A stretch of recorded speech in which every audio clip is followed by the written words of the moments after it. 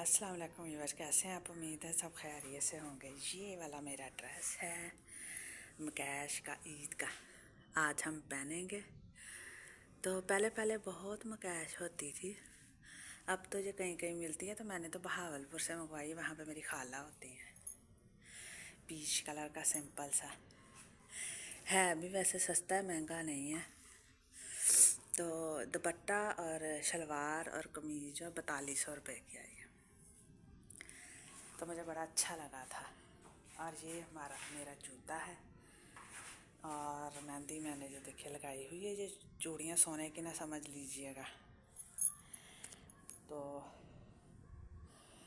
जो है चूड़ियाँ पहनने के लिए गई थी बाज़ार में, और इतना रश था कि वापस आ गए देख के, पहने ही नहीं है। और ये हमारे रूम में सीढ़ी पड़ी हुई है, अभी रात को पंखा हमारा ख़राब हो गया था, वो ठीक किया, अभी तक उठाई नहीं गई। तो ये हमारी ईद है, और अरहम अभी रेडी होकर बाहर गया है। तो आप सुनाइए, आपकी ईद कैसी चल रही है? अच्छे अच्छे से मज़े मज़े से खाने खाइए, खुश रहिए, और दूसरों को भी खुश रखिए। वरना क्या फ़ायदा है ईद का कि दिलों में अगर कदूरतें हों तो वो मिटा कर हम मिल ना सकें किसी से। दिल साफ़ करके मिलें जब भी किसी से मिलें, अल्लाह अजर भी दे देगा और दिलों में जगह भी बना देगा। तो ये देखा, मैंने अपने ड्रेसिंग टेबल के ऊपर कपड़ा डाला हुआ है।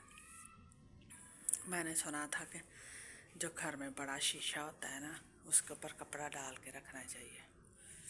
ये जिन्नात के जो है आने जाने का रास्ता होते हैं शीशे, तो मैंने तो खौफ से ही डाल दिया। वैसे अभी भी वाशरूम में वो सामने शीशा एक छोटा आपको नज़र आ रहा होगा, तो तब से मैं बहुत खौफज़दा हुई हूँ, और मैंने तो जल्दी से डाल दिया। एक और इधर शीशा हमारे कमरे में बहुत है, मुझे शीशे बहुत पसंद है, लेकिन जब से मैंने ये हदीस सुनी है ना, तो मुझे तो बहुत खौफ आता है।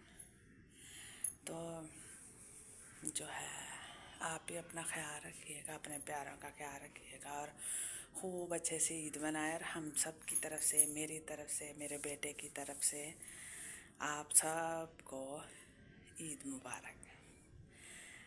अल्लाह हाफिज़।